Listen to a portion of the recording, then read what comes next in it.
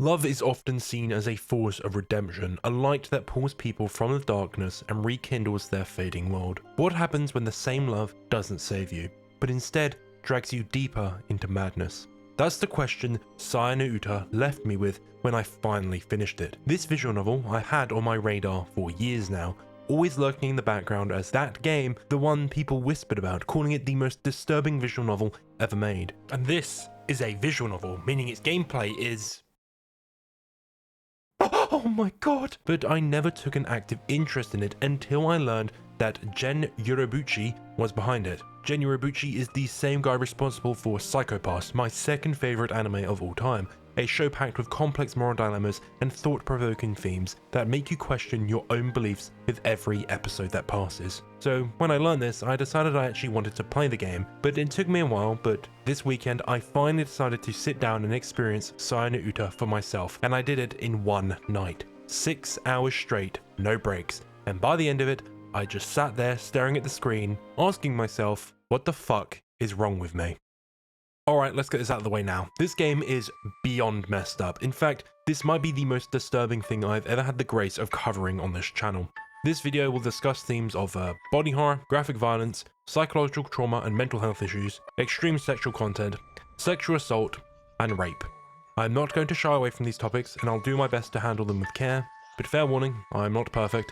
This version I played of the game is the censored edition of the game, so you won't be seeing any of the stuff that is in the uncensored version, but I have familiarized myself with the uncensored version to provide the best analysis I can provide for this game possible. If at any point you don't feel comfortable anymore and you don't want to watch it anymore, please do not push yourself, please click off. Don't push yourself to watch this, I don't want to make you uncomfortable, but I do want to discuss the subject matter within this game itself. Turn it off if you need to, I will not be pulling any punches with this video.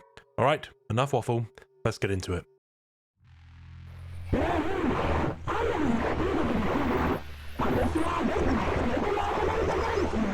Wait, when did we end up in Birmingham? This is how Syanut starts. It just starts with whatever the fuck this thing is, and man, I love how this opens. It instantly hooks you in with a good few questions, mainly,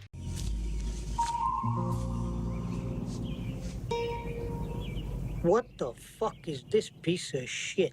The three creatures whom our protagonist sees here, he describes them as writhing, burbling pieces of flesh, growling and oozing all over the place. It makes you question what the fuck we are actually looking at specifically now. But over time, our protagonist reveals that he's actually able to somewhat understand these creatures and their gargling noises. And we learn that these three creatures are apparently his friends, but who are we specifically? Well, we are a man called Fuminori Sakisaka, a medical student from the University of Tokyo, and we see the world how he sees it currently, a twisted nightmare of writhing flesh and organs, a world devoid of its beauty. But Fuminori, while actually trying to listen to these creatures, he starts to figure out who's who. One's tone makes him believe it's Koji, his best friend. The one next to him then must be his girlfriend, Omi, the one that's squealing a bit more than the others. And that means the one sitting next to Fuminori is a girl called Yo. But Yo herself gets a little bit more of a description, with Fuminori here stating that he no longer sees any trace of her once attractive feminine features. Now this could just be him describing her in a more positive way, but to me it reads as though Fuminori did feel something towards her, some sort of attraction in one way or another. But the form she takes now is repulsive to him, and he cannot stand the sight of any of them or anything around him, and he's trying his best to ignore them. Now we can also interpret that Fuminori here did see the world normally. He does state that the world changed, so we can assume that it was normal beforehand, but something happened, some cruel trick of fate has changed the way the world looks to him visually, but his relationship with the world itself has remained the same. He doesn't enjoy life in general, he probably is a bit depressed, and he sees the world as a cruel nightmare that he is forced to live through, which is now seen fully with how the world actually looks. Fuminori seemingly never liked his life. He never enjoyed living in this world, seeing it as a hellscape. Its form now just reflects his actual thoughts on the world itself, filled with nothing but disgust. With Fuminori wishing he was able to disconnect entirely from the world, but he cannot. The people he knew before, what happened to him, whatever it was, won't let him go, and he does know that this reality that he sees is distorted. It's not the real thing, but he can't help but feel disgusted by what he sees. As their conversation continues, one of the beasts turns to Fuminori asking him, what he thinks. With Fuminori not listening, they repeat the question, going on a ski trip like they did every winter, as these four are close friends, so they did do this every winter, and it does tell us that Fuminori was just a good friend to them in the past because they went on these trips together consistently each year. But Fuminori instantly rejects the idea, and Koji straight away begins to question what he's doing, obviously seeing this as uncharacteristic of him. Now, a key question will arise in your head about what is happening to Fuminori himself and why does he not get the help that he needs. Well, it's been 3 months since whatever happened to him, and he is scared of going back to the hospital because he knows that something is very, very wrong with him. Like, this is an unknown condition because he's a medical student. So he understands what's wrong with him, and he knows that if he goes back to the hospital, he will basically be locked away and studied until they fully figure out his condition, and he knows that potentially it's not something that the doctors can figure out. Koji asks that physical activity couldn't affect his injuries that he had from 3 months ago in any way, shape or form, and Fuminori states that no, but he'll check with his doctor during a checkup. With him no longer able to stand the absolute sight and smell of these creatures, he then tries to leave the place, but one of them call out to him, but a bit of spit flies out of their mouth, and it is described as a rotten yolk of egg, a far cry from what spit is actually. Yes, it's disgusting, but it's not that bad. Fuminori makes an excuse of needing to go to the doctors for his checkup and then leaves, with him only stating, "I'm not crazy," as he left. We fade out and then back into the exact same scene, but at the start of it, and we now see it from the perspective of the three friends, Koji, Omi, and Yo. And while the same conversation happens entirely, like completely, we hear the entirety of it. We hear the entire details of their plans for their holiday. They were debating a skating trip or a ski trip or maybe something else, and Fuminori wasn't paying attention to basically any of it. This entire scene is just here to give some good character development to these three characters specifically, and from my eyes, yeah, they seem like they are just good people that just want to make the most of their younger years, and they just want to create some good memories, and they just want to be good friends to each other. And we learn that Koji and Omi are in fact a couple, but Yo is envious of their relationship and probably wishes she was able to spend more time with her best friend Omi a bit more, considering that her and Koji obviously spend more time with each other now. It's a real thing. Relationships that form can cause other relationships to decay or feel less close and things like that, and you kind of get a hole that you want to fill. So Yo wanted to fill this, which is then stated by her boyfriend, which is referring to Fuminori, but Koji uses this label but doesn't believe it's the right one to use for the pair because they aren't actually together. This entire conversation that we had with the monsters on Fuminori's side, we get to see in its entirety from the perspective of Koji now. What was once these disgusting creatures making us understand Fuminori's standoffish attitude towards them shows a man who is just distant from his friends, a man disconnected from his friend group, and it plays out the exact same way, but it's a perfect execution of juxtaposition. In this story, these two contrasting viewpoints lead to completely different interpretations of these same events. On one side, a man is justified in his uncomfortable disgust of everything around him and every person that he sees, but on the other side, we have people that see a friend who is cold and distant and is struggling obviously from something that happened in the past. His accident, a far cry from the man that they once knew, as he has changed so drastically. With Fuminori running out, he leaves money on the table and gets out of sight as fast as he can, and he leaves his coffee untouched, and we see the cast's reaction to his behaviour. They can't take it. Whatever has happened to Fuminori 3 months ago has seriously changed the way he acts, and I mean, can you blame him? All he sees around him is what Blackpool looks like behind the coastline road. And we learn of what happened to Fuminori. It was a car accident, with a tractor trailer crushing the car, completely mangling Fuminori's parents, and leaving him on the brink of death. The only reason he lived was due to some miracle treatment that was basically used on him, which was extremely experimental, and it allowed Fuminori to survive the whole ordeal. But he was worse in the hospital previously. He was freaked out when he woke up. Everything that he looked at terrified him, and that so much so that he had to be tied down by the hospital staff. This shows how much his psyche was attacked when he woke up, how this event itself completely messed with his brain, and it changed how he views the world. The group state that Fuminori didn't even look at them as if they were human, almost as if he was looking at these complete unknown entities that he didn't recognize anymore, which, yeah, he doesn't recognize them anymore because they look completely different, but they don't know that. But before the accident, Yo asked Fuminori to date her, but she never actually got an answer from him, and it left her in a state of limbo, with her now being unable to basically let go of them feelings because she's been shot down, or fully express them to Fuminori because he has not accepted them feelings. It is the worst option possible when you ask someone out, is being left in limbo, because you can't really grow from that experience. You're kind of just left there sort of in stasis and waiting for something to happen. A sad state of affairs, but Fuminori was seriously damaged not only physically by the accident but also mentally, so the person that she asked out before the accident is probably a completely different person than the one that we're seeing now. And now we fade out and go into the doctor checkup with Fuminori, patient. その後の経過はどうですか?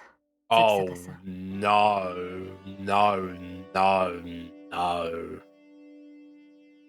This game knows what it's cooking with. We meet Fuminori's doctor, Dr. Ryoko Tanbo, and we learn that Fuminori had an experimental neurosurgery utilizing my favorite thing.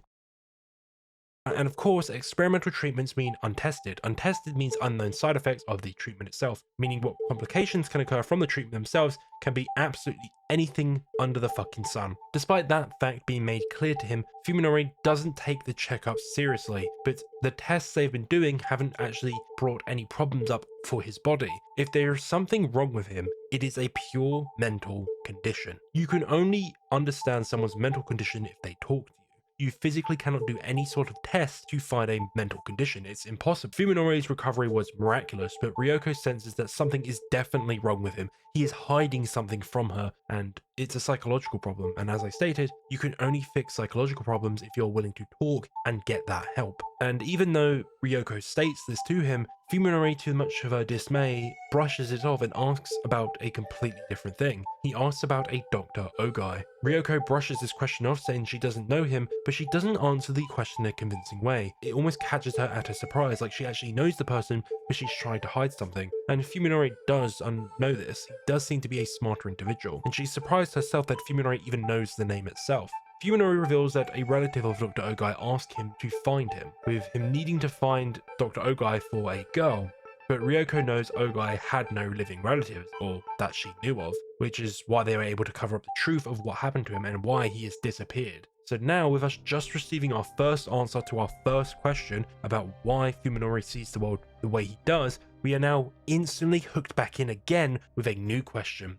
We know that Fuminori now is looking for a Dr. Ogai, potentially this could be someone that could fix his condition, and a girl that apparently shouldn't exist, a living relative of Dr. Ogai that the doctors don't know about. So we've got two more questions that we need to find out about. With Ogai resigning in April, there has been no trace of the man since then. With Fuminori getting his answer, he storms out without even being able to talk about scheduling their next appointment. We now follow Fuminori returning home, seeing the world how he sees it, with him believing he formed a form of agnosia, a neurological disorder which is characterized by the inability to recognize or identify objects, people, sounds, or smells that you used to be able to. But the senses themselves are still functioning, but it is completely distorted. It is basically flipped. It's changed everything drastically. And we see his home, a quiet suburban home, with him selling the business that he inherited from his father. It has allowed him to live on his own despite both his parents dying. He is strangely thankful for their deaths, as he knows that they would not allow him to live with such a strange girl. A very odd statement to say, and it does show his mental state, that it's definitely decayed a bit, and that he's definitely not in the right state of mind, that he almost sees their deaths as a good thing. And we meet the girl that we just had a question about a minute ago. We meet Saya. When we first meet Saya, she is described in such a gentle way, with Fuminori acting like being within her presence is a luxury he himself doesn't deserve. And the best way I can sum up his description of her, he describes her as an angel, pale white skin with a gentle childlike figure. And yeah, Fuminori is enamored by what he sees as a child. But why does Saya take this form? Why does she look normal compared to everything else around her? And she has been cooking and painting in the living room, and the living room, yeah, that don't still look right, that still looks disgusting, but Fuminori seems to like the pleasant colors that have been placed on the walls, with Fuminori shutting out the entire outside world completely, with him painting over the windows themselves and shutting all these storm shutters as well. He completely shuts the world out itself. It's like a metaphor, if you will, for what he's doing himself. He himself is shutting his windows and blocking out every single outside world thing in his life, all his friends, his schoolwork, doctor's help. He's blocking all of it out and isolating himself in his own mind. His house, which is a physical representation of his mind, the living room's messy paint job reflects this. With dinner ready, Fuminori sits down and eats it, and he cannot stand the taste of it. but he eats it to please Saya, displaying how much he wants to please Saya, hoping to have a brighter future with her, not wanting to displease her and wanting to keep her in his life. But a key thing you'll start to notice, Fuminori has come to rely a lot on Saya herself. She paints the room to make it more pleasing for him, she cooks for him, cleans for him probably, and maybe does a bit more with him, which we'll eventually come to the realization of. But he realizes as well that he cannot live his life without her. He becomes completely enamored by her. The love he feels towards this girl freezes him, causing his foundations themselves to rot, making him unstable, which we'll very quickly see. Fuminori knows that he is, and I quote, "I'm losing myself to you more every day. I can't live without you." A clear indication to me of emotional dependency, or maybe dependent personality disorder, a mental health condition that involves an excessive need to be taken care of by other people, with people with this disorder needing, and I mean needing, others for emotional and or physical needs. Yeah, we're gonna get there. And yeah, they sleep together, snuggling up in bed, and Fuminori has a bit of a cry, not understanding why Saya has chosen him, but she states that she is also all alone, like Fuminori, and he is the only person whom has shown her any sort of love within life. He is the only person who will embrace her. And Fuminori now knows no matter what happens in the world, he will only need Saya by his side to stay sane. Now leaving, we return to Yo in the classroom, still ruminating on her feelings. She is determined though to see him and see them feelings through. She saves a seat for him in the study hall, but he doesn't appear, only spotting him when looking around the room, seeing him sitting in the back of the hall, an unusual seat choice for such a serious student like Fuminori. Sitting in the back of the lecture hall, it's hard to listen to a lecture itself, so she sees it as uncharacteristic. Just another way which Fuminori has changed since the accident. And as soon as class ends, Fuminori basically starts to run away from the classroom, trying to get home as fast as possible. But Yo does catch up to him, calling out his name and getting his attention. And we get a description about Fuminori. His sunken eyes, protruding cheeks, he has lost an alarming amount of weight in the months past since his accident, and he seems scared of Yo's presence. And despite his attitude, she still wants to talk to him, and we get into one of the scenes that really hooked me into this game. Yo showing concern for Fuminori, and she fully sees it. She sees something is wrong with Fuminori completely. Despite Yo being what a good friend should be, kind, caring and compassionate, and she shows true care for another person, Fuminori can only see her as the disgusting flesh she is to him, and it becomes too much for Fuminori, with him snapping and shouting at her to stop. And he now remembers that he never gave her an answer, and he finally gives Yo his answer. And man, this part hurt to read. Fuck, lad, that is horrible to say. I never saw you in any special way before. Fuck me. Oh my god. He is going. Oh my god. Don't do this, lads and lasses. Don't do this. Let him down easy. Least thing you can do. This to me shows fully Fuminori's character. He is filled with hate and malice, not letting up. He knows for a fact that those he views as monsters are real. And Yo, the one character whom does care deeply for him, so much so that she actually wants to be together with him and get to know him even more and be in a relationship, potentially leading to that love that he does crave. He doesn't let her in, and he just bombards her with basically insults. Lads and lasses, don't do this. Be kind. Kindness is such an easy thing to be, and it does help people a lot. Being unkind can do a lot of damage to someone mentally and can completely ruin their confidence, and that's probably what this is for her. Fuminori here does the equivalent of a nuclear bomb level of rejection. Absolute destruction. The meme of the worst you can say is no. No, it's not. They can go a lot worse, and this is the worst possible outcome that someone could get for asking someone out. But it's clear what his objective was. He wanted Yo out of his life completely. He wants nothing to do with her anymore. He only wants Saya in his life now. And off in the distance, Omi and Koji watched on in horror, as Koji does reinforce that yes, indeed, this isn't normal for Fuminori. This is completely out of character for him. And the two agree that Koji will comfort Yo because he's better at helping people, and Omi will go and basically confront Fuminori to give him a piece of her mind. We rejoined Fuminori, and yes, his actions were very much targeting to create a rift within the group, hoping that he would basically be exiled from the group. And he kind of blames them for what he did, as they wouldn't leave him alone, they kept trying to get into his life, and he just wanted nothing to do with them. It's kind of not their fault. When you let people into your life as friends, family isn't the sense of getting together with someone or a lover, you kind of create that expectation that they can come into your life and they can show concern about you. That's kind of what the point of that relationship is once you're friends with someone. Good friends will always be there for you, and if your friends aren't there for you through thick and thin and do things for you without expecting anything in return, they're good friends. Friends who only want you at your best and they don't care for your negative traits and they don't like them, they want you to hide them, they're not friends. They only like you because you make them feel something or you do something for them. It's something that you'll very quickly realize as you get older, as people become selfish and unkind and more self-serving for themselves. It's not fun, but unfortunately a lot of people are like that nowadays. There are very few people who are kind to a fault.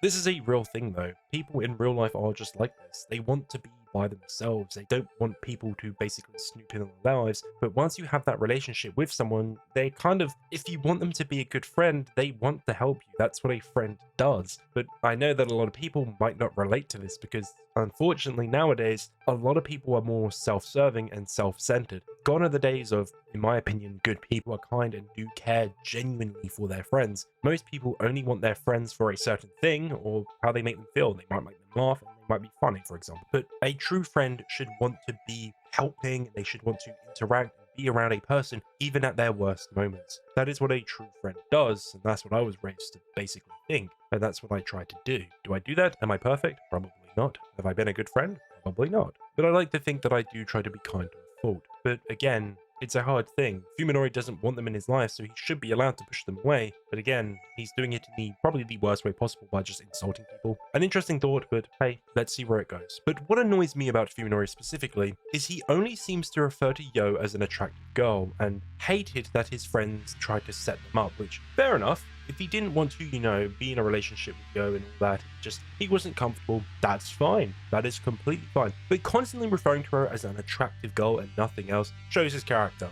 He is very self-centered. He is very surface level. He doesn't care for anything deeper. He only looks at what he sees. He doesn't look for deeper meaning, and that's seen with Yo. Yo is the most kind person in this story. She is, to a fault. She wants to help as much as possible, and it even gets her into trouble later because of how much she wants to help. But all Fuminori sees is an attractive girl. That's it, which is a bit shitty, when we'll be honest, and it's something you definitely see a lot nowadays. But Fuminori didn't even give Yo a chance, which is kind of the sad part. Life is interesting. If you give a small sliver of kindness, if he let Yo into his life just for a bit, he could have led a fully fulfilled life with someone where he felt something he never knew he could feel. He wants love so bad, but he doesn't let it in. Only Saya has he let in fully, and that's kind of because he was so desperate and needed it so badly, and he had nowhere else to turn to. But anyway, I digress. We now get a flashback on Fuminori after the accident. Initially, he was blind, but he could still taste, hear, smell, and feel everything normally. But once his vision returned, he saw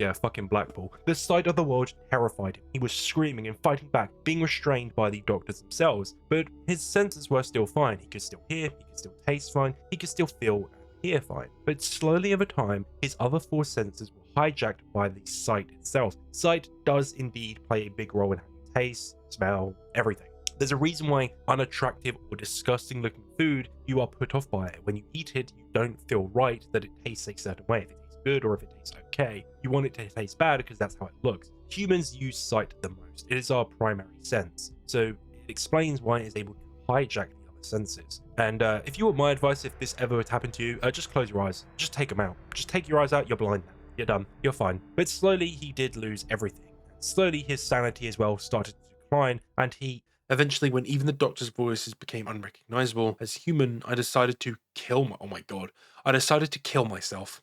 I didn't believe for a second that I could live in this new world. He lost the light in his life. Nothing was there anymore, and he had no way out. He just did not see a future for himself. But fate has a funny way of working. A new white light would come into his life, Saya, and he describes her in detail, and he was, as I stated earlier, enamored by the sight of her, which is a bit odd for a childlike character. Now, Saya appeared to Fuminori at 3 AM, which indeed is the evil hour, witching hours. So potentially this could all link to the supernatural, witchcraft, or just evil in general in some way. And like Yo did to Fuminori, he asked to basically see Saya again.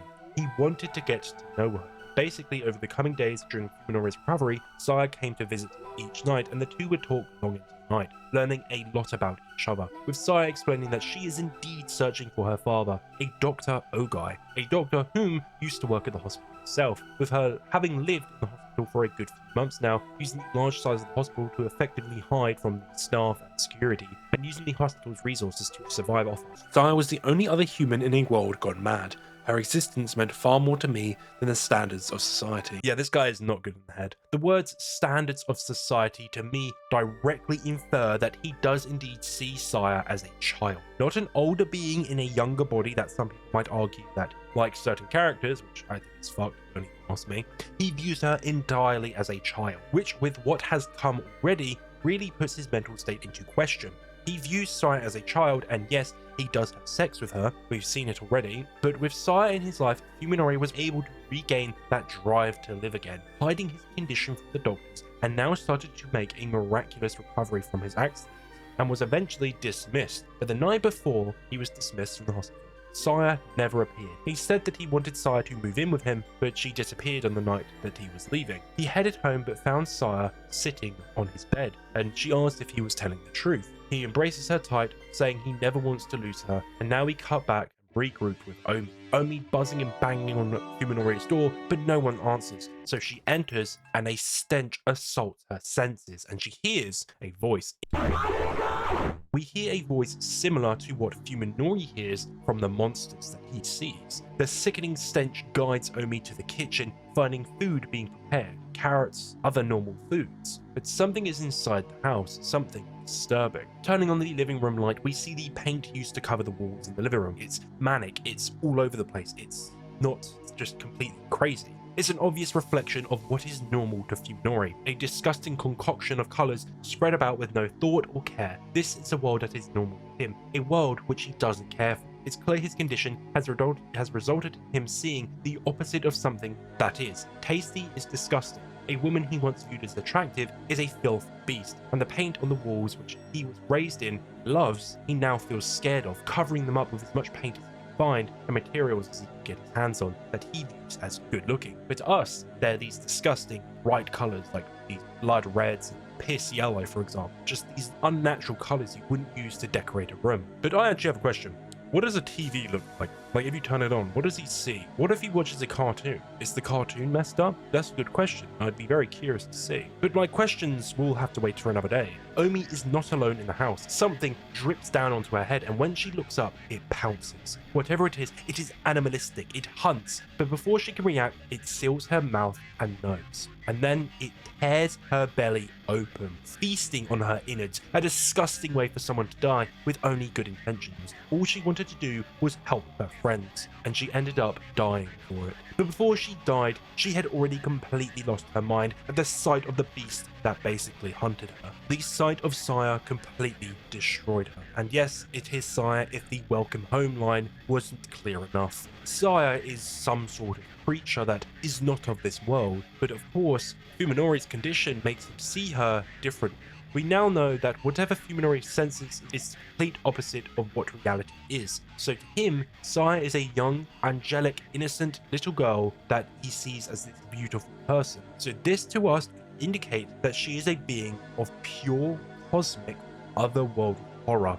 A little girl is one of the most pure images that is used in media, so if we flip it, we think of the complete worst, potentially the demons themselves, which would follow Omi completely breaking just from the sight of Saya itself. It could be a being above our comprehension, so terrifying it breaks you. Which, unfortunately, when I say that, all I can think about is fucking Bird Box, this shit film. But now, we rejoin Fuminori returning home, with him getting late home due to him taking the train, but he was unable to stay on there due to the stench of it all, so he left. Walking inside, he smells something tantalizing, and he hears something smacking, feasting or something. Walking into where Omi died, he finds Saya eating the thing floor, which is Omi. He senses a delightful smell, however, and he takes a piece for himself and eats it, not realizing what it is. Eating the small fruit thing that pops and releases juices into his mouth. This pop that he describes instantly tells me he eats an eye. Eyes are interesting things because if you've ever seen one be eaten before,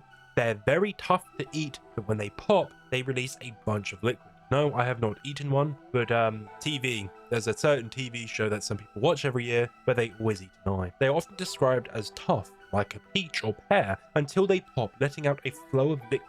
Also, there's no bones, and this is the only thing that would make sense for him to pick up and just pop in his mouth and eat completely. And he continued eating a bit more to the surprise of Saya, and he states that he does like eating it. He enjoys the taste of it. Fuminori is now going somewhere where you cannot return from. He is eating another human being, a woman he once called a friend. Although he may not realize it, saying they are fruits, but he knows they are something else, something he probably shouldn't be eating in the standards of society. They now save the rest of the food for later by stowing it in the fridge and Tupperware, and now we transition and get a true scary horror story for the hospital which Fuminori is in. Basically recounts events that started occurring during the last spring, with many patients reporting having the same dream of a monster standing over their bed, and after this, things started going missing. Stray cats went missing, dogs refused to walk near the campus, and then organs started going missing in hospitals. But the worst of all, a newborn baby went missing, with only weird wet stains being left around the hospital. These events basically covered the entire hospital, but all of a sudden they stopped once the summer arrived, the same time that Saya and Fuminori left the hospital. Now we join Yo and Koji, whom haven't heard from Omi in multiple days, and Koji is now suspicious of Fuminori. Omi was last known to be heading towards Fuminori's house, and for some reason Koji didn't tell the police this. Why? Why are you not? Why? Why would he do that? You know that was her last intended destination, so they should look to see if she's in there. This is a very dumb thing to do. The police would obviously investigate Fuminori's house if this was her last intended destination. Koji is her boyfriend, and he would not need to lie to the police. If he stated to them that yes, Omi was heading to Fuminori's house because of an argument that he had with a certain girl, they would investigate it. They would go to his house and they would knock on the door, bang bang, open the door, stench hits their nose. What does it smell like? Rotting flesh. They would go in because they would believe that someone is dead in there. But anyway, all of a sudden he spots Fuminori not heading to his afternoon classes, which he knows he has. He's heading somewhere else, so he tails him, following him on the train, eventually ending up at a house in the suburbs of Tokyo, finding a house with a nameplate titled Ogai. With Koji staking out the house, he waits hours until Fuminori leaves, and Koji decides to investigate the house himself. And inside, he is assaulted by a foul stench, a place filled with mold and musky air, with him assuming that the house has been empty for a few months, potentially indicating that whoever lived here has gone away on a holiday, or maybe is dead. But upstairs he finds a study filled with books in the medical field. He knows as much because he himself is a medical student, but he finds 3 books that stick out to him from the rest themselves, originating from Western countries as they're called Western tomes. One titled, fuck me, gotta read French, here we go.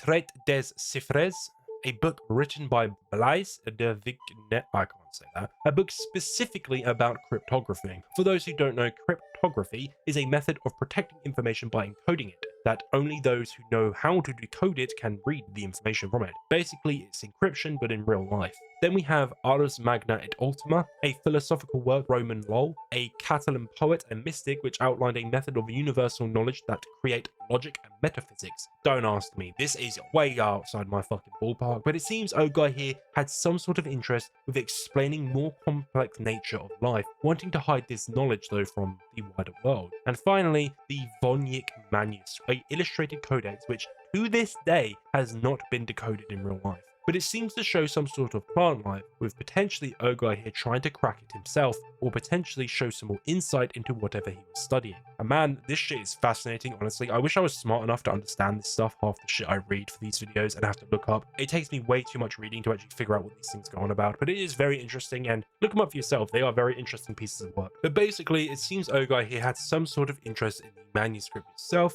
which, as I said, has no meaning in real life because we just do not know what it means. But one theory I like is it's actually a travel brochure for some sort of higher life form, like an alien, for example, and it has many pictures of animals and plant life and things on Earth. So imagine like just an alien just dropped it while they had a little holiday to Earth, and we just somehow found it, and the apes we're sitting there studying it, trying to figure it out, and all it is basically just advertising for them. But remember these books specifically, because they will come back in a big way. With Koji finding a flashlight, he grabs it and starts to explore the house, but with his newfound light, he notices something he missed before: the dark oily stains that cover the entire place, with the banister and doorknob especially coated in the substance, as if something grabbed them. Koji now looks in the closet, finding 2 suitcases, something you would not leave behind if you wanted to leave the house and go on holiday, for example, what Koji believed this person did. So Koji starts to worry, believing that Ogai is actually dead and somewhere within the house itself.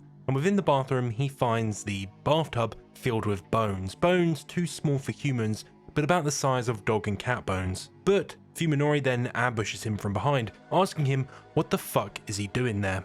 Fuminori just says that Dr. Ogai asked him to run some errands for him. Fuminori, frustrated by this fact, returns home saying that he might have to deal with Koji if he continues interfering in his knowledge. But now, the nosy neighbor has to get involved within Fuminori's life, asking him about maintaining his house in general, offering him his help. But of course, this help is only to increase the value of his own house, which is how Fuminori sees it. And Fuminori brushes him off. And now we meet Yosuke Suzumi and his family, with them showing concern for Fuminori with a terrible stench emanating from the house itself, with them believing it's probably like a dead cat or something. This is here just to show us a normal family, normal everyday people whom are just like you and me. Just normal, there's nothing wrong with them, they are happy and healthy.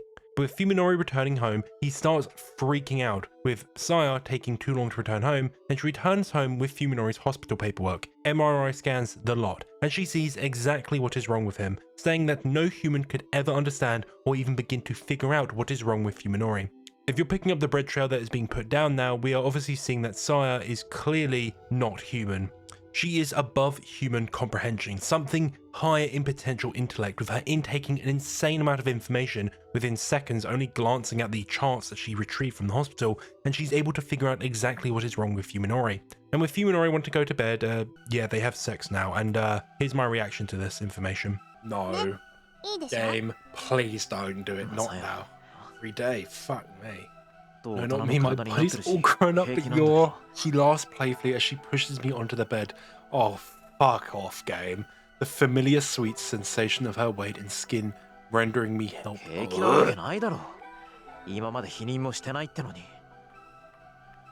Oh no! Oh no, game, please. I knew it was gonna be bad. She whispers, staring straight into my eyes. You don't want me to have your... How could I respond to that? By the time I break the spell of her angelic smile, Saya has undone my belt and is removing my pants.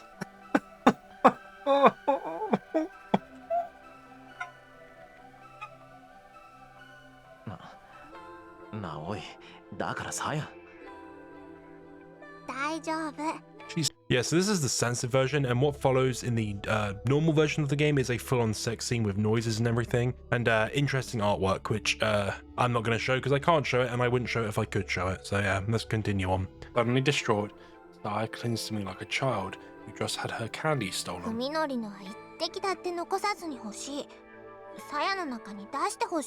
Not reading that. No, I refuse to read that. Saya really does want... Oh. This might be the worst one.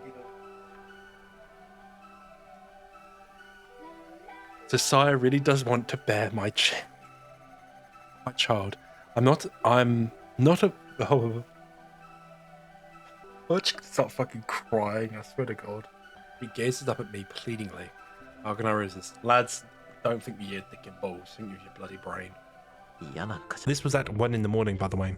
But we see Fuminori is not adverse to having sexual relationships with someone that he views as a child. Now, is he a pedophile? Well, he doesn't like her due to her appearance, but it's because she's the only one that he sees like that. He only sees her as a person and everyone else as a monster, so it just kind of displays his fucked mental state that he has gone to the level where he is willing to do that just to get some sort of happiness in life. It just shows how depraved he actually is. Exiting out now, we see Suzumi Yosuke, the neighbor, and it describes his nice day. He's a painter and he has a nice chill day. He takes pride in his home and his family, but he notices something wrong within his house. The window is open. He knows for a fact he closed it. The house is his pride and joy. He remembers everything he ever does for it. And looking at the window itself, he sees that the lock has been melted off.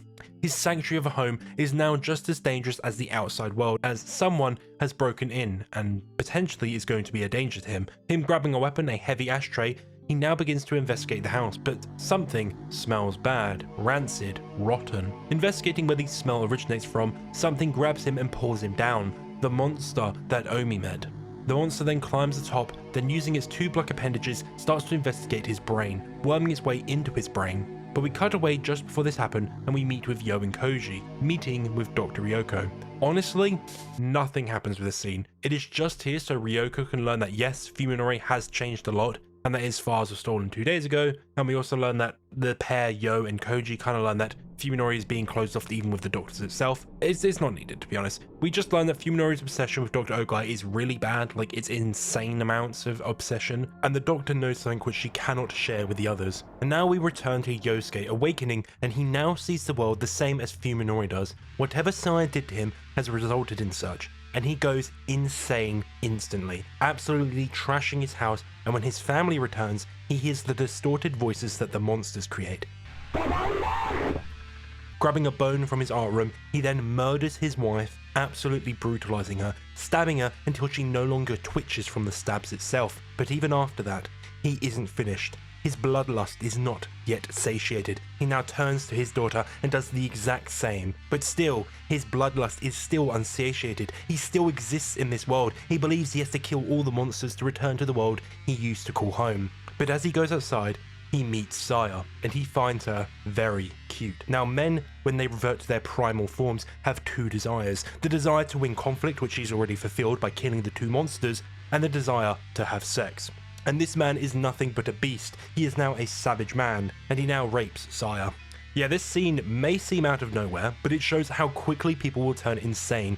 Fuminori states it's a miracle that he did not get his sight back straight away from the accident. It's a testament to the actual miracle of his recovery. A person who awakens in this world with all their senses completely flipped will turn instantly savage and insane, fulfilling their base desires. This is what this tells us.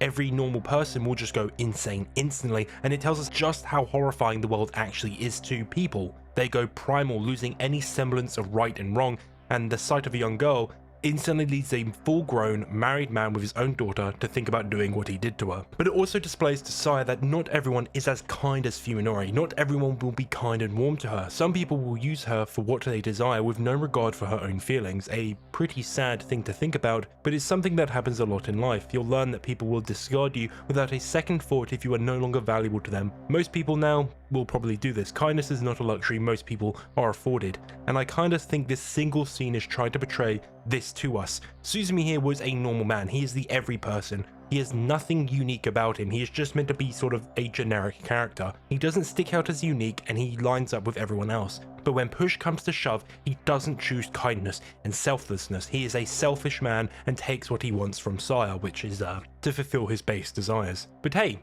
Fuminori has returned home, and he now sees what is occurring in front of him. He sees a monster filing the person he loves the most. And kind of fitting to see him as a monster, but he now grabs a butcher's knife and absolutely butchers the man to death. Now, of course, this shows us the extent that Fuminori will go in order to protect Saya, as he knows that these monsters are real people, so he knows that whatever he just did, even though he sees that as a monster, he knows he just murdered a man. While yes, he was protecting Saya, it's still murder. Murder is murder.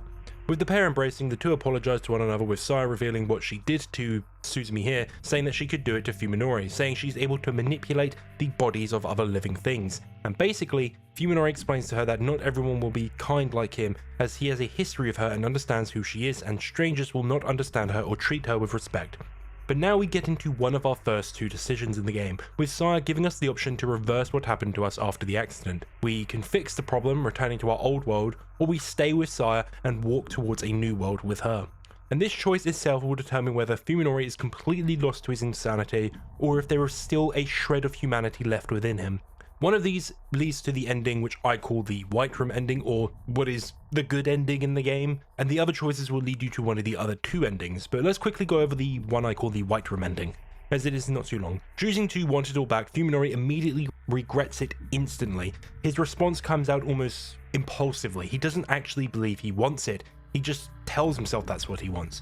But Saya accepts it, and they embrace once more with a kiss, and he blacks out with him desperately trying to tell her how he feels. He tries to tell her that he loves her, but she will not let him say it, and he is unable to once he finally gets the strength and believes he can do it. He has chosen his path, and this path does not allow him to express that love. The love itself will not blossom, that flower will not receive any water from the pair, and he regrets it thinking about what could be, but he accepts his decision and embraces the choice he made.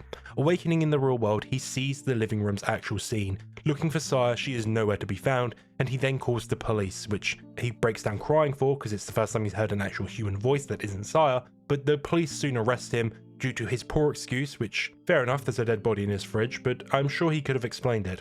He did tell the detectives everything in his interrogation, and while they didn't believe him, the doctors fully believed him because they knew what operation he had, and they decided to let him live alone in a white room. He questions why he is unable to hear or see Saya again, and if everything he experienced was actually real.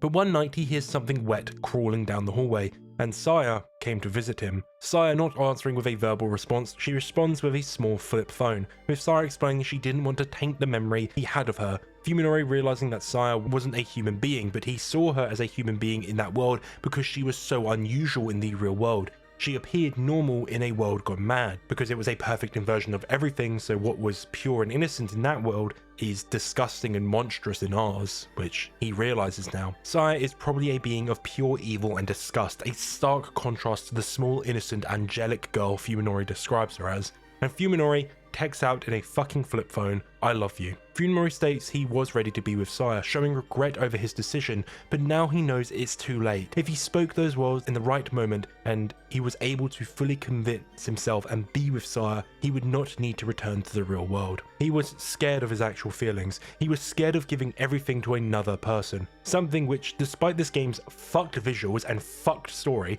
tells a very beautiful message about love itself. Love can only truly blossom and flourish once both parties are willing to give everything they have to the other person. They have to put their full faith and trust in another person, something which Fuminori could not do with this ending. He was not fully convinced and could not truly trust Saya, which explains why he wanted to return to his old life. And now, Sayonara, Saya. Fuminori is now left truly alone, pushing the only girl who stayed with him in a world gone insane. When he pushed everyone else away and felt truly alone, he still pushed the only person that was there with him. He hopes one day she will return to him, spending the rest of his days in a white world dreaming of better days with Saya. And yeah, I really like this ending. It's the best ending in my opinion, not for Saya obviously, but for most people involved. It's honestly, I think, the best written ending as well. The relationship the pair had is unhealthy. Fuminori relies way too much on Saya for emotional support.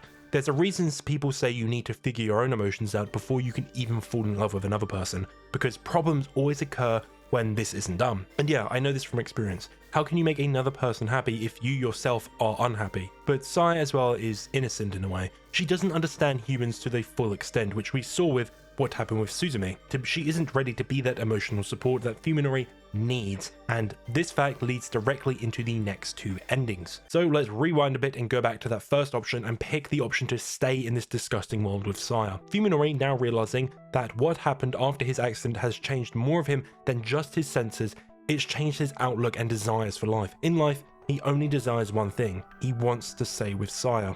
The world he left, he hated, and the one he entered isn't that much worse. The only difference is that he found something that he could look towards as a light in his life. The two now collect Suzume's body and put him in the fridge, and Fuminori admits his love to Saya, now fully embracing her and beginning a new life with her. Now going to bed, the two look at photographs which Fuminori found at Ogai's place, with them speculating that Ogai might be hiding in one of them houses. Saya identifies them as one of Ogai's holiday retreats. With Fuminori deciding to go tomorrow to investigate it, to look for Ogai, Saya states she wants him to forget about actually searching for Ogai. It's not her true father, which, yeah, we can kind of figure that out, and she says that she has no need for Ogai anymore, as she has found someone better, someone that cares for her even more, Fuminori. But Fuminori states that he isn't just going there to find Ogai. He has a new plan which aligns with the search, so he still intends to go there despite the search of Ogai no longer being a goal for the pair. Now Saya asks Fuminori if he would be happy if he had more friends and family, and he responds yes to the question, but he is happy enough with just her. This one question, this one answer, will lead to one of the most horrific things in this game. A thing that I cannot believe someone put pen on paper to create. But first we join Koji getting a call on his old phone. A call from Fuminori displaying how distant Fuminori has been in the past few months, that he doesn't even have Koji's new number, with Fuminori randomly asking Koji to meet him as he needs his help with something, and Koji, being a good friend, does do this. He goes and meets him. Fuminori asks Koji to take him somewhere, with him having found the information on Ogai's house that he was discussing with Saya, but he doesn't reveal that. Despite Koji's bewilderment and unease at Fuminori's more friendly demeanor, he agrees to go along despite feeling malice behind Fuminori's smiles and friendly nature. The two now drive to Ogai's house, which will take them half a day to reach, in North Tochigi, a few hours drive from Tokyo. And now we join Yo sitting in the cafeteria all alone waiting for Koji to join her, but paranoia starts to set in with her thoughts drifting to Omi, now creating theories about what actually happened to Omi herself. And these theories lead her to reason that Koji and Omi saw what happened to her when she got rejected by Fuminori, realizes that Omi most likely went to Fuminori's house feeling some sort of responsibility for her getting rejected, for example, and wanting to basically confront Fuminori for it. Now, Yo feels responsible for Omi's disappearance. But a sudden text message, which almost seems perfectly timed, gets her attention, and it's from Omi herself, with one message on the phone. If you want to know about Sakisaka Fuminori, come to his house. A small exchange occurs, and she now thinks that maybe it isn't Omi on the phone. Maybe someone's reading all of her previous messages, which include the whole thing about her liking Fuminori and all that. And basically they could be playing her and doing some sort of really sick joke, and they just somehow found Omi's phone. But Yo, ever the innocent one, heads to Fuminori's house believing that even if there is a 1% chance that it is just a whole prank that the whole group's pulling on her, she just wants to get it over with. She just wants to see her friends again. Heading inside, she investigates the house, which mirrors Omi's experience inside the house. The smell, the sights, everything. But to get some more information, Yo does something quite smart. She calls Omi's phone and hears a ring upstairs. She now heads towards the sound and she starts to break down crying, unable to deal with what is happening, and then she sees Fuminori's completely fucked paint job. And Saya, just like with Omi, she pounces on Yo, but this time it's a little bit different. Her objective is slightly different. Remember the question from earlier she asked Fuminori? She wants to get her a new friend. So instead of Saya killing her, she rapes her. And yeah, I can't even show any of this. Even the censored version of this part is too much, and it uses some pretty colourful words and language, and Saya starts laughing at Yo's despair and pain. Saya does all this because she doesn't like the fact that Yo felt some sort of feelings and wanted to be with Fuminori in the past. She is experiencing jealousy, a clear display of an actual human emotion that we can't really explain. And now a black abyss engulfs Yo, and Saya actually communicates with her, saying she won't kill her, but allow Yo to share in their happiness with Fuminori. And she starts to change her, and she experiences so much pain it breaks her. She loses her mind, and her last thought is that she has never been kissed. This single line is just here to show how innocent Yo is. She is very much the innocent girl in this horror story. She never did anything wrong in this story. She never did anything mean, or she was never unreasonable. All she wanted to do was care for other people. Yet this being called Saya, a being herself whom was raped, did the exact same thing to Yo. And to me, this displayed that Saya doesn't actually understand the human emotions she exhibits. She is a selfish being whom wants what she desires. She is no better than Suzumi, a man who did the exact same thing she is doing to Yo. And I think her jealousy isn't a place of human emotion, more of she knows she needs Fuminori to fulfill her goal. I hated this moment, genuinely. Yo was a character who I just felt bad for throughout the entire story, with everything just going from bad to fucking worse. And she will get now a fate much worse than death, as most people say. And yeah, this whole interaction, Yo's entire character to me is trying to display the message of a very unfortunate truth about the life itself. It's the fact that the nicest people in life often get taken advantage of the most. Yo is too nice. She sees the good in people to a fault. She sees it too much, and it leads her to not only where she is now, but a lot of other problems. She only wanted to help Fuminori, she only wanted to help Omi. Not her fault she's here, but she never felt like she could push people away who were toxic in her life. Fuminori was a very toxic person which she should have cut out, and she should have found someone better than what he was. And it's a sad thought that she was just powerless to save herself, and she didn't have anyone that was able to prevent her from doing what she did. I'm not blaming her for what happened. She was very much used and played by people who are not kind, and it's an unfortunate truth. People need a level of unkindness to keep themselves safe in life, and it's kind of a warning, I guess, that you can be kind to a fault and it can always be your first thought, but you always have to think that some people will not be as kind as you. It's sad. If only Yo wasn't left all alone with thoughts that led her to this place when she was vulnerable. If only a certain friend didn't leave her when he clearly saw something was wrong with her. It's a very clear message of inaction. Obviously, I'm not blaming anyone. The person that did the action is obviously at blame here, don't get me wrong, but it's clear to me that this is trying to display that friendship groups can fall apart so quickly, and really bad things can happen if people don't check on people, if they don't make sure people are right, and they don't talk to people. Koji didn't speak to Yo when he very clearly saw something was bothering her, and it's led to this. Yo was allowed to ruminate and not really think about her thoughts and figure it out, what was bothering her, and try to figure out how to deal with it. She just wanted everything to go back to normal, but the funny thing about life is things don't normally go the way you want it to. Normally the worst things happen in life and we kind of just have to keep going. And hey, that is exactly what happened here. So let's leave this part now, and let's now go rejoin Koji and Fuminori in the car heading to the house, with the two discussing the events of the last few days, with Fuminori talking about his feelings for Yo, but his answers make no sense from the man he once was. Koji can't even recognize the person sitting across from him. It's almost as if he's a completely different person, and he just is completely confused by him and very uncomfortable. But now arriving at Ogai's home, the pair investigate the house, but they find nothing of value to give answers for Ogai. With Koji investigating the outside, he eventually comes to a well. While away from Fuminori's ears, he calls Ryoko, informing her where they are, and that it's linked to Ogai somehow. But shortly after hanging up this call, he then makes another call to Yo just to check on her, which he should have done earlier.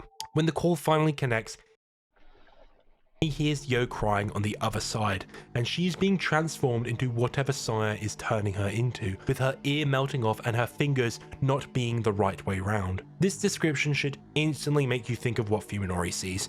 Everyone as these disgusting amalgamations of flesh that look melted and ooze everywhere, but they were mental figures that Fuminori created. Yo is physically going through this transformation. She feels her body melt away. And again, Koji telling her to call the cops, but she states no one can see her like this, and she starts to cough up a storm, and this phone is knocked out of his hand, and Fuminori then pushes Koji into the well itself. Real pause real quick.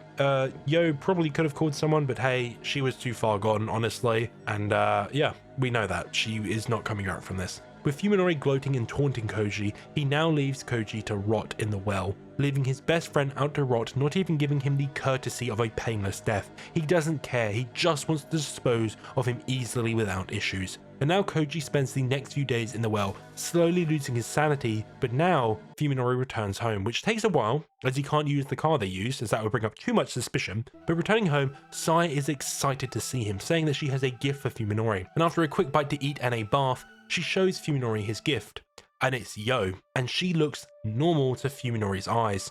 Saya turned Yo into the monsters which Fuminori sees, so now he sees Yo for who she actually is. But even now, Fuminori does not show any level of sympathy. He does not feel bad, he does not realize what he's done and sort of feel very guilty for it. He only feels one thing. He doesn't feel anything when he sees another human, but he is not a man anymore, so he wouldn't have these emotions. He wouldn't feel sympathy or care or want to help her and fix the problem he's created. He is a beast.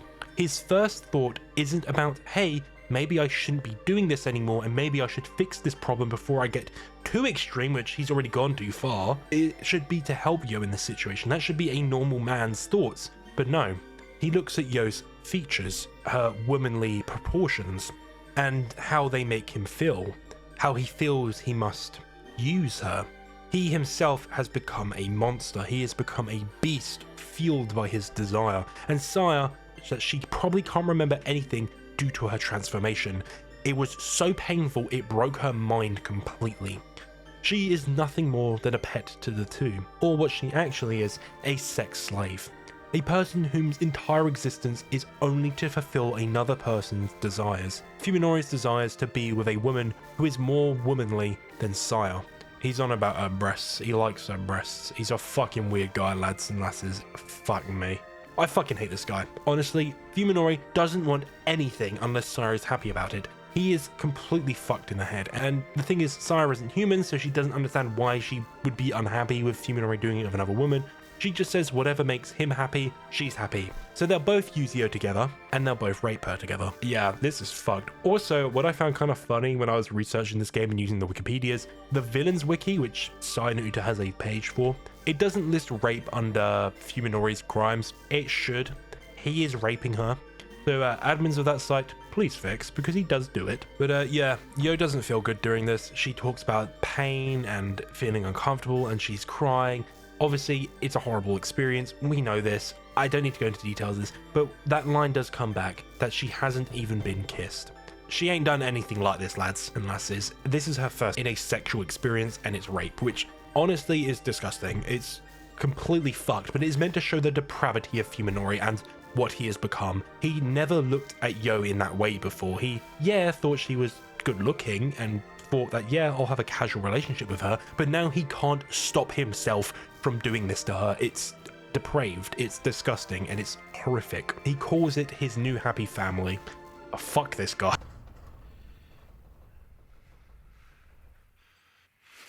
Now, after finishing up with Yo and fulfilling himself, fuck me, he now questions Saya where they are going and asks her what her actual objective is.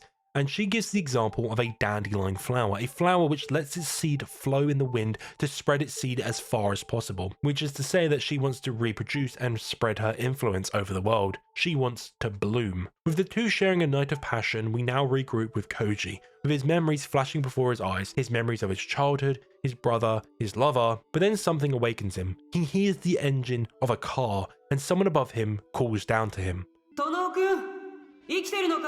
With a woman throwing a rope down, she descends and we see Ryoto in a little bit of a different attire. Ryoko, now feeling around the well, finds a secret entrance, with Ryoko revealing some questionable tools of trade, which include a sawed-off double-barrel shotgun, and the two enter the door and find themselves in a small laboratory. And this place is fascinating, with some interesting machinery scattered about, and notebooks akin to that found in Ogai's house in his study, and some Latin and symbolic runes adorning the wall, with Ryoko taking precautions to ensure she and Koji are safe and not affected by them by utilizing some spray paint and recording them with a camera, stating that looking at anything written in Latin can cause problems which we cannot comprehend. But wouldn't you be looking at them through the camera?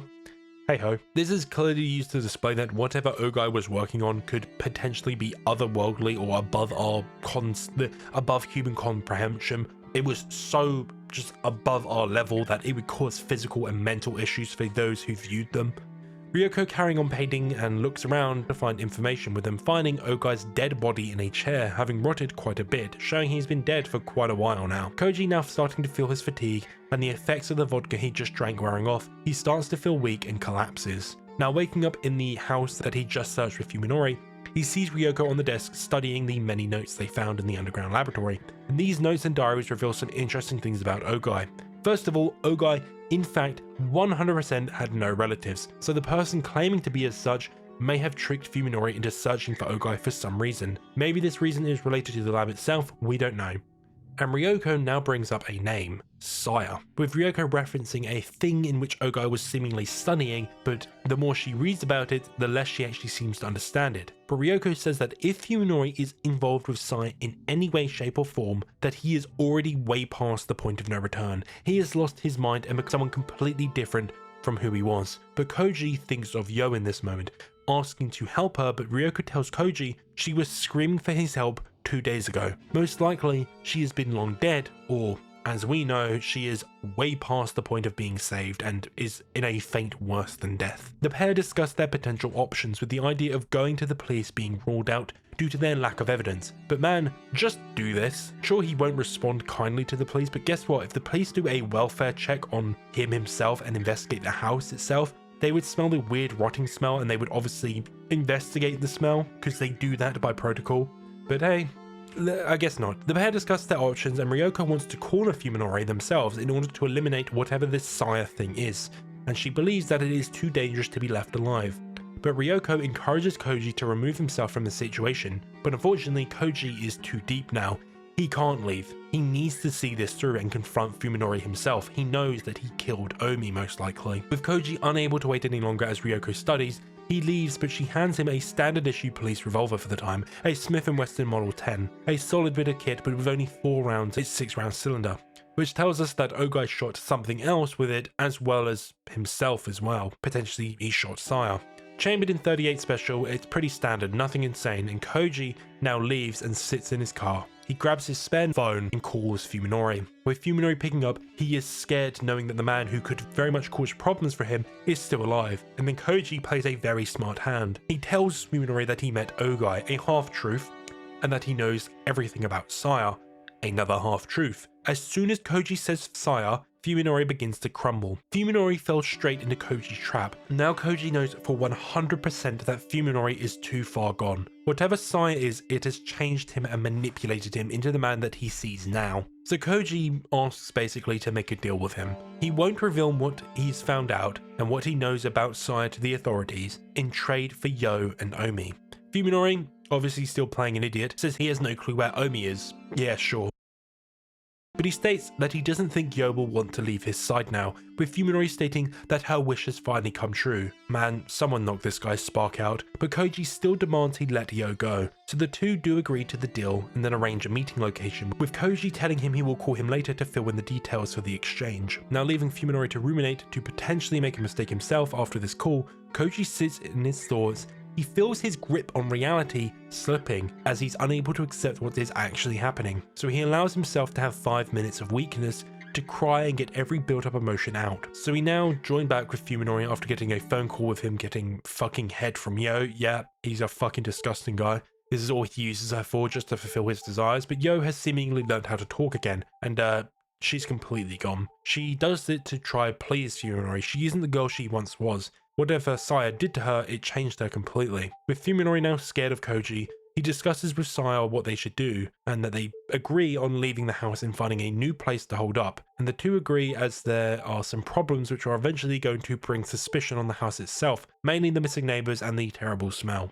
But they come up with a plan, with Fuminori saying he will go out to get some supplies, mainly a new weapon, and so they leave and we rejoin Ryoko and we get a really long explanation of her decoding the notes, like in detail. This was not needed in general.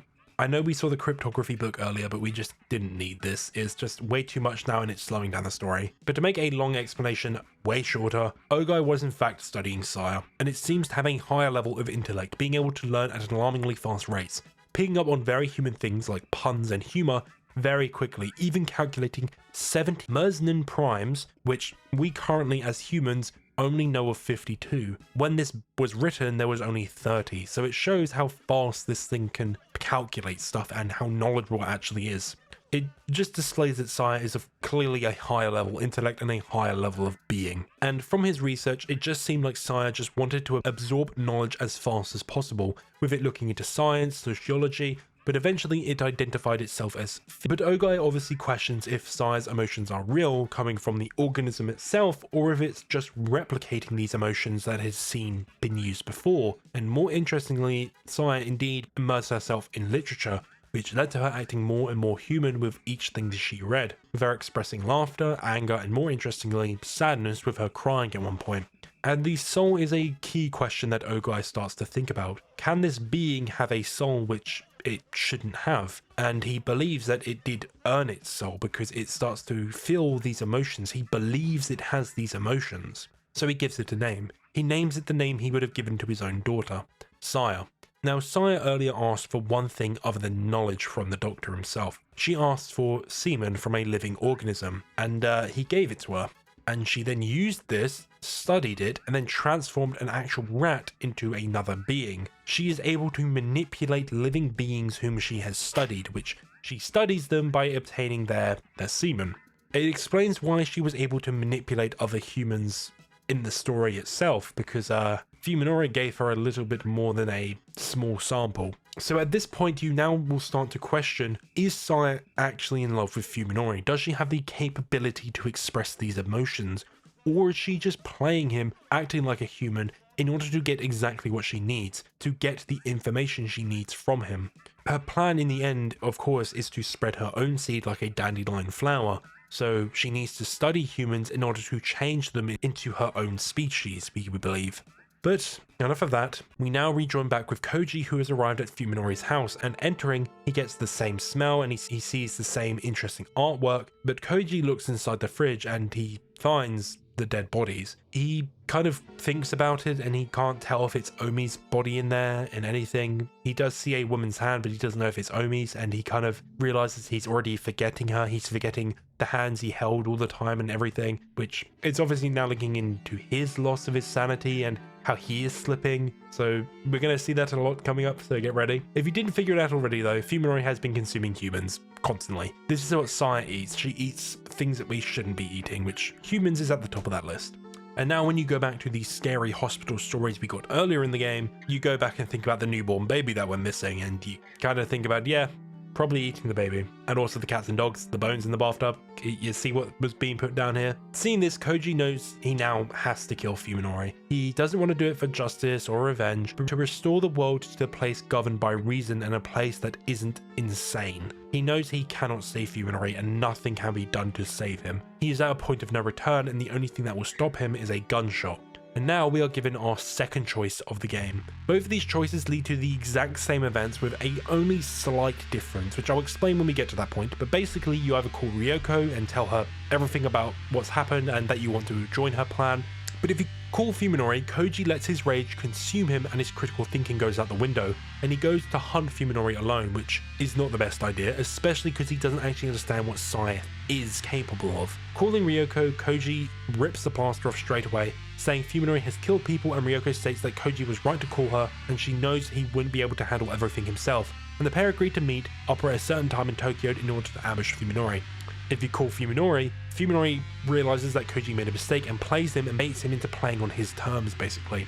But now we come back to Fuminori. Fuminori, Saya and Yo have now arrived at their new home, with Fuminori revealing his new weapon, a large wood-cutting axe. An unwieldy weapon in my opinion, especially against another human, due to its weight, but Saya asks if he wants to test it on Yo, showing her true nature. She doesn't care about harming others, but surprisingly, Fuminori doesn't want to hurt her. He says he would just feel bad for using it against another human, which surprised me. As he now sees Yo as human, he is seemingly seeing the monsters flipped.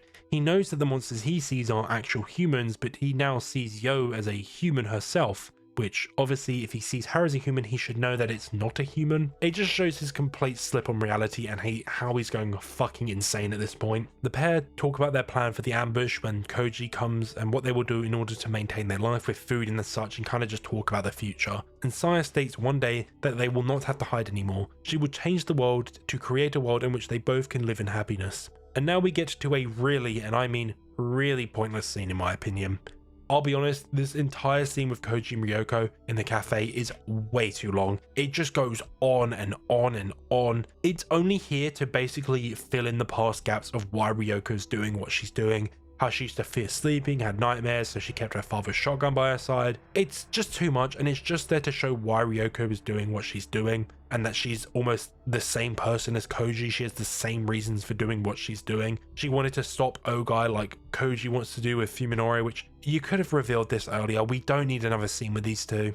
It's good writing, don't get me wrong, but it's just too much. You need to cut this down and really slim it and cut the fat out. The best way you could have done this is just tie it into the cabin scene after we could reveal the bloody laboratory. We don't need all this shit now. But anyway, after all this yapping, Koji calls Fuminori and he is given a location, driving around to multiple locations Fuminori gave him, which he realizes he is just doing to waste his time. Eventually Koji comes to an abandoned home, a perfect hideout, and entering the building in the dark, he starts to hear noises in the hallway.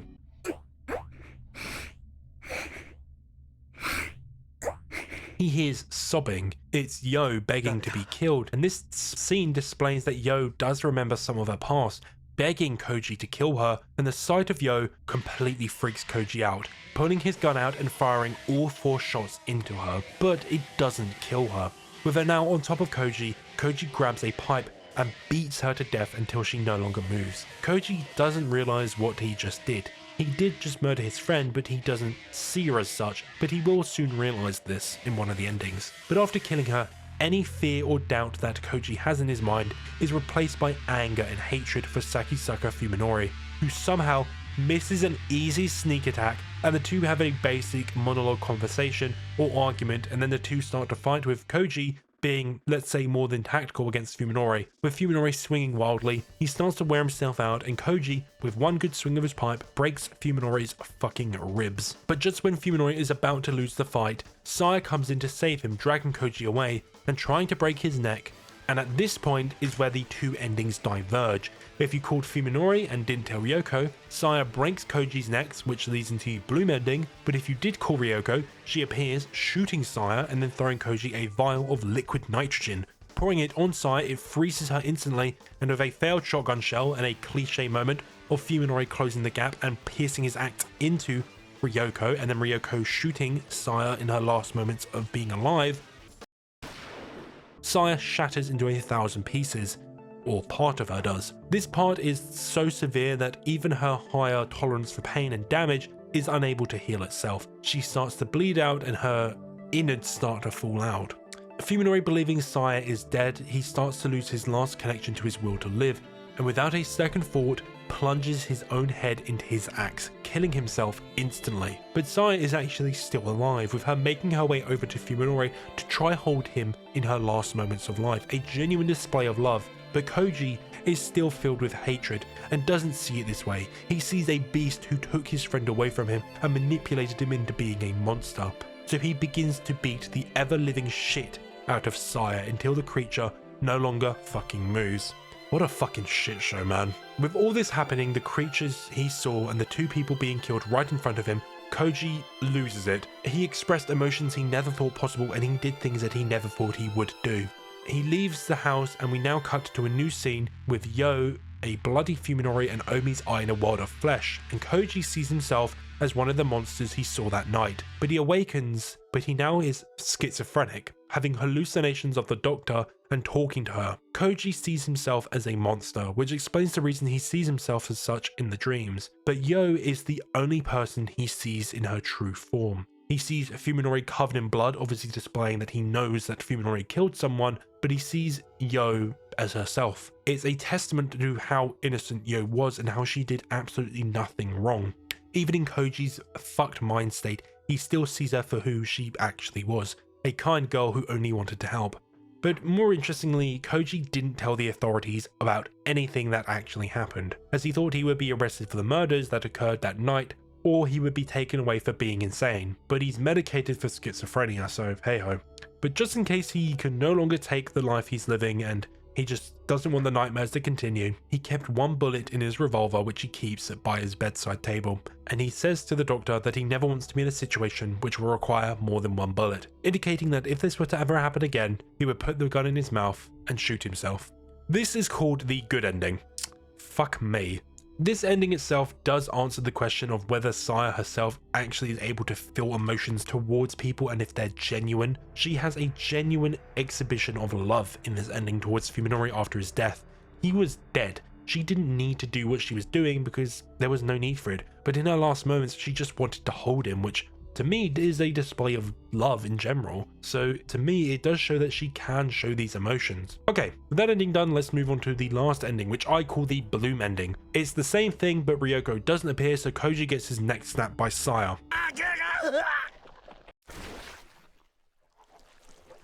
And yes, Yo still dies. With Koji killed, Saya falls down in pain. Fuminori, thinking she's died, she tells him everything is fine and her time has come. Her present to Fuminori is about to arrive, and she now blooms into the being she truly is, her true nature, her true purpose. She begins to spread her spores, which will turn all of humanity into her species, and potentially it kills her. We don't actually know because it now cuts to Ryoko. Ryoko hiding out in the cabin we left her in, now fully understanding what Saya is, and we learn that she is some kind of extra-dimensional being whose objective is to breed and take over planets the most efficient way possible by hijacking intelligent life. So it explains her studying of humans and trying to act as human as possible. But despite this, she ultimately could not do this because she believed she couldn't take over and hijack and breed with humans because she needed to feel one thing that humans need to feel in order to do as such. She needed to feel love. She never got a human to fall in love with her true form. She was always too frightening for humans, too unnatural, too disgusting, and no one would ever love her for who she truly was, which would allow her to obtain semen. Her downfall was Saya became too human, believing that she needed to fall in love with another human in order to fulfill her goal, which explains why she doesn't,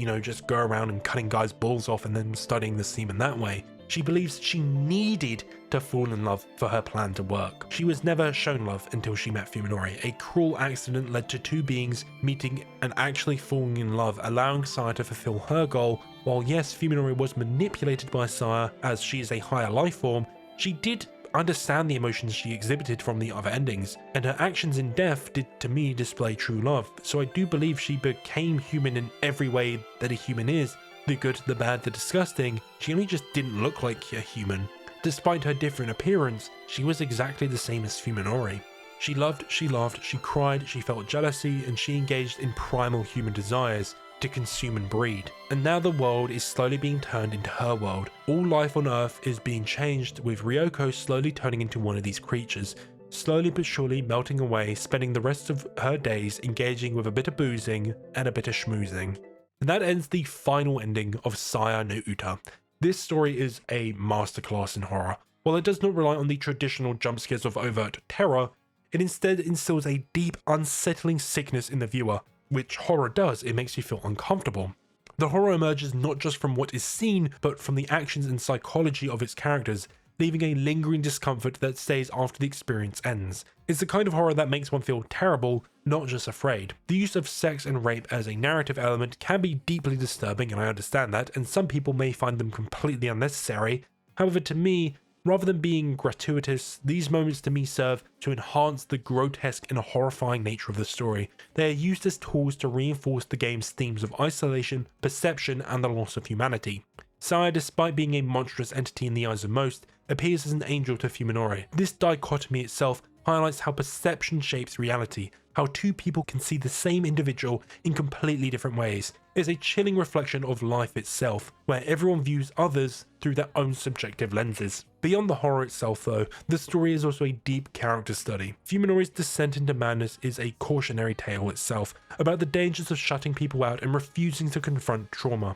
Rather than seeking help, he isolates himself, allowing his suffering and rage to fester. His downward spiral ultimately leads him to destroy the very people who cared for him. His friends and doctors could have helped him, but he chose to push them away, rejecting any possibility of healing. Even Yo, who deeply cared for him, could not reach him because he refused to let himself be saved. Instead of finding solace in the support around him, Fuminori clung to his own warped perception of reality, convincing himself that the world had wronged him and that Saya was his only refuge. However, reality cannot be ignored forever. Eventually it comes crashing back down, as seen with Koji and Ryoko's pursuit of the truth. Saya herself to me is the most fascinating character in this story. She may seem like a monstrous being, but at her core, she is no different from Fuminori, a lonely soul seeking love. She studied humanity for so long and started mimicking their behaviors, she became them, but does she truly understand human emotions? This raises a broader philosophical question that extends into real-world debates about artificial intelligence. Can emotions be learned by beings who do not innately possess them? Love, sadness, anger, none of these emotions are actually logical. Why do humans seek love? Why do we experience happiness or sorrow? Why do we crave connection and meaning in our life? Despite the ugliness of the world, humanity's ability to find love and meaning within it is a profound and beautiful thing, and it is something that is not logical. Additionally, Dr. Ogai's research introduces another thought-provoking theme, whether the relentless pursuit of knowledge and understanding can ultimately lead to destruction. His experiments allowed Saya to evolve far beyond what she would be capable of on her own. By studying her, he unwittingly set in motion a chain of events that resulted in catastrophe, either the death of several people or the potential annihilation of humanity, depending on the ending chosen obviously. This raises an unsettling question. Does the human desire to uncover the unknown sometimes lead to consequences far beyond our control? Science and discovery have always pushed humanity forward, but at what cost? The story suggests that there are some truths better left undiscovered, as the knowledge we seek may, in the end, become our undoing. This story ultimately explores how even the most ordinary and well-adjusted individuals can lose their grip on reality. It only takes one life-altering moment to change a person completely. Take Suzumi, for example, a good family man who lived an upright life, only to become a beast after a single traumatic event. His transformation serves as a grim reminder that anyone, no matter how stable, is just one bad day away from spiraling into darkness. However, the story also offers a glimmer of hope. Change is proof that a person is capable of transformation, and just as one is able to fall into darkness, they can be guided back to the light itself. Emotions like love, hatred, and kindness can shape a person completely, but they do not define a person forever. It is up to us to help one another navigate the chaos of life. While the world may be cruel and terrifying at times, shutting out those who truly care for you only leads to further despair, and surrounding yourself in the darkness will only lead you further astray. Sometimes you have to look for that light in your life and follow it. As the saying goes, there is always some madness in love, but there is also a reason in the madness itself. Sometimes embracing the madness is the only way to find a new light in a seemingly disgusting world. Hey, thanks for watching. If you enjoyed, please like and subscribe, and thank you to all channel members, mainly Marty, Morris, and Tyler and Chelsea. Your support is greatly appreciated. I've got a couple more videos in the back, and they'll be taking a while because I'm currently moving and that moving date is fast approaching, which is very fun. But anyway, I hope you did enjoy. Again, like, subscribe, comment, dislike if you didn't enjoy it, and in the comments let me know your thoughts on the game as well, and if I messed anything up, please, your support is greatly appreciated. Anyway, that's enough waffling from me. See you around. Crocodile.